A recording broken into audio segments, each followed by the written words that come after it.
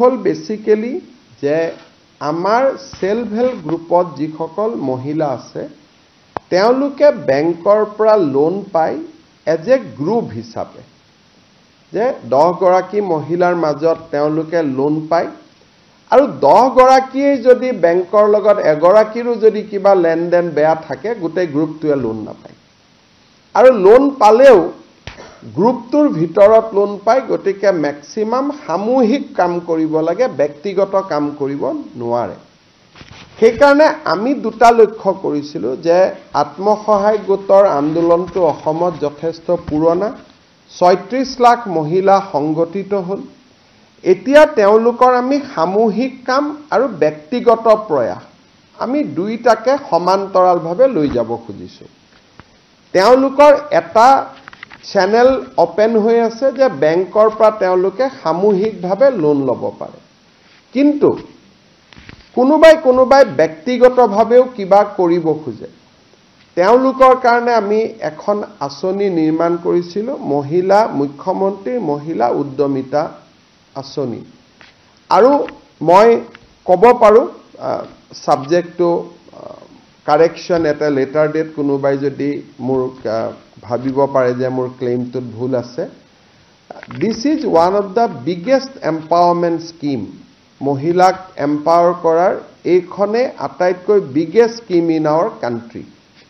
ইয়াত কি হ'ব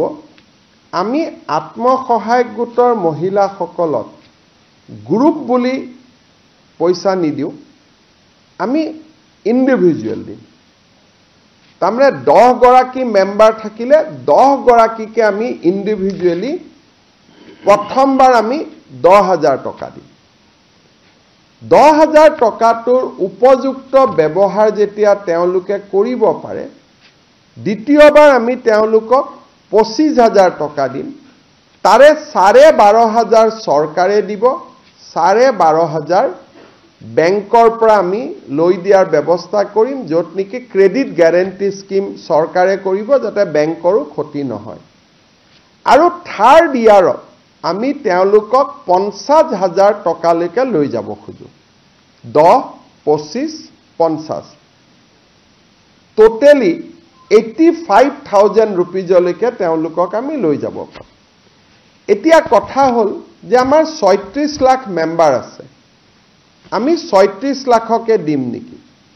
প্ৰথম কথা ইয়াত আমি এটা নিয়ম কৰিছিলো যে যদি সাধাৰণ মহিলা হয় তেতিয়ালে এই স্কিমটো তাৰ কাৰণেহে মুকলি যাৰ সন্তান তিনিটাতকৈ বেছি নহয় যদি এসটি এসসি মৰাণ মটক চাহ বাগিচা হয় আমি 4টা লৈও মুকলি কৰি দিছিলো এই প্ৰক্ৰিয়াটো আমি 3টা লেয়াৰ ভেৰিফিকেশন কৰাৰ পিছত আমি দেখা পালো যে 36 লাখ মহিলাৰ ভিতৰত 26 লাখ মহিলা এনেকুৱা আছে যাৰ সন্তান হসাকৈ 3টাতকৈ কম বা 3টা অসমৰ কাৰণে এটো এটা খুব ইম্পৰ্টেন্ট ষ্টেটিষ্টিক্স যে আমি যেটো কৈ থাকো সকলোৰে ঘৰত 10-12টা সন্তান আছে অন্তত এটা প্ৰমাণিত হল যে আত্মসহায়ক গোটত কোনোবা যদি সোমাইছে তেওঁৰ অকল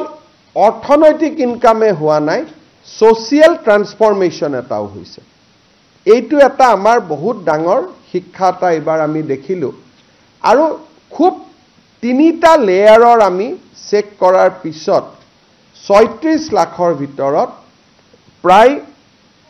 29 লাখ মহিলা এনেকুৱা নিৰ্বাচিত হল যাৰ সন্তান 3 এসটি এসসি মৰাণ মটক চাহ বাগিচা হলে 4তকৈ কম আছে ইয়াত দুটা আৰু আমি ইম্পৰ্টেন্ট পইণ্ট লগাইছিলো যে মহিলা উদ্যমিতা কৰিব কিন্তু ঘৰত যদি ছোৱালীক স্কুলত নপঠোৱাকৈ ৰাখি থৈ দিয়ে তেতিয়ালেতো তেওঁক উদ্যমী মহিলা বুলি আমি ক'ব নোৱাৰো গতিকে সেকেন্ড আমি চেকআপ কৰিছিলো যে মহিলা গৰাকী লৰা ছোৱালী স্কুলত গৈছে নে নাই বিশেষকৈ ছোৱালীজনী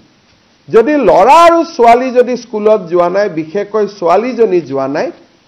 তেওঁ এই আঁচনিখনৰ বাবে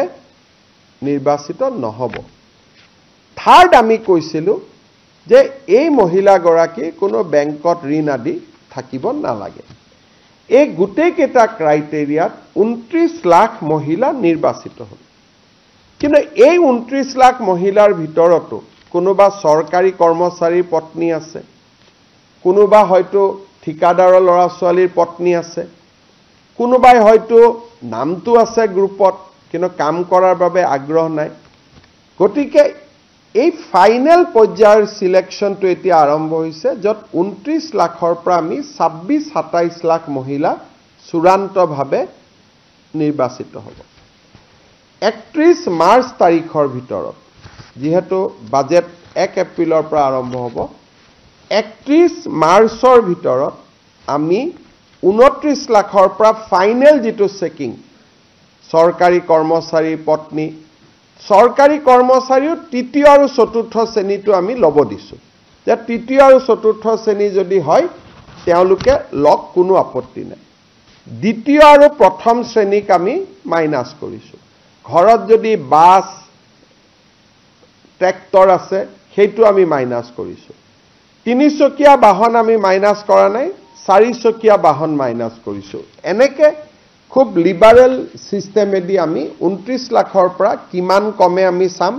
হয়তো 1 লাখো কমিব পাৰে, 1.5 লাখো কমিব পাৰে, হয়তো 50,000ও কমিব পাৰে। কিন্তু যিয়ে নহওক কিয় 31 মাৰ্চত এই তালিকাখন আমি সমাপ্ত কৰিম, ফাইনেলি আমি আপলোড কৰিম যে এইখনে হিতাধিকাৰীৰ তালিকা। 31 মাৰ্চটো খালি যাব, আমিও ব্যস্ত থাকিম। 1 এপ্ৰিল তাৰিখৰ পৰা নতুন বাজেট আৰম্ভ হ'ব। 1 এপ্ৰিল তাৰিখে বিহালী বিধানসভা সমষ্টিত আমি প্ৰথম হিতাধিকাৰীসকলক এই আঁচনিৰ প্ৰথম 10,000 টকাৰ কিস্তি প্ৰদান কৰিম। বিহালী সমষ্টিত 23,000 মহিলা এই আঁচনিটোৰ বাবে ইতিমধ্যে নিৰ্বাচিত হৈছে। আৰু এই 23,000 মহিলাক আমি একোখনকৈ চেক দি আমি তেওঁলোকক সিদিনাখনে সভাতে আমি তেওঁলোকক চেক এখন দি দিম। আৰু চেক আমি কিয় দিছোঁ, কেতিয়াবা বেংকত গৈ টকা পৰি থাকে, KYC নকৰে, কিবা নকৰে, চৰকাৰৰো লছ হয় আৰু মহিলাগৰাকীয়েও টকা নাপায়। চেকখন পালে অন্তত মহিলাগৰাকীয়ে বেংকত ফিজিকেলি চেকখন লৈ গ'লে তেওঁ একাউণ্টটোত যদি KYC আদি হৈও থকা নাই, KYC আদি কৰি ল'ব পাৰিব। তাৰ পিছত প্ৰত্যেক মাহত আমি এখন তালিকা দিম বাতৰি কাকতত। প্ৰত্যেক মাহত 10-15টা সমষ্টিত আমি এই ধৰণে একোটা ফাংচন কৰি আমি এই পুঁজিটো বিতৰণ কৰি গৈ থাকিম। আৰু ইয়াৰ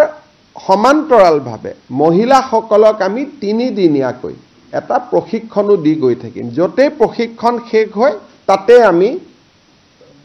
আপোনালোকে ক'ব পাৰে যে 10টা সমষ্টি কেনেকৈ নিৰ্বাচিত হ'ব, অৰ্থাৎ য'তেই প্ৰশিক্ষণ শেষ হয় তাতে আমি টকাটো দিয়াৰ আৰম্ভ কৰিম।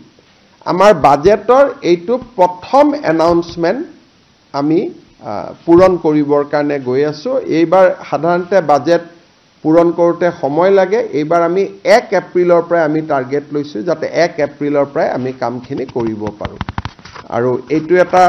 অসমৰ ইতিহাসত অৰুণোদয়ৰ পিছত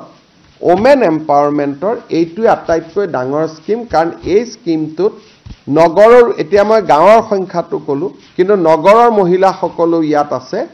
3,200 কোটি টকা ৰাজ্য চৰকাৰে এইবাৰ এই আঁচনিটোত খৰচ কৰিব, মুখ্যমন্ত্ৰীৰ মহিলা উদ্যমিতা আঁচনি। আপোনালোকৰ যদি কিবা সুধিবলগীয়া আছে গোটেই 3টা কথাৰ ওপৰত আপোনালোকে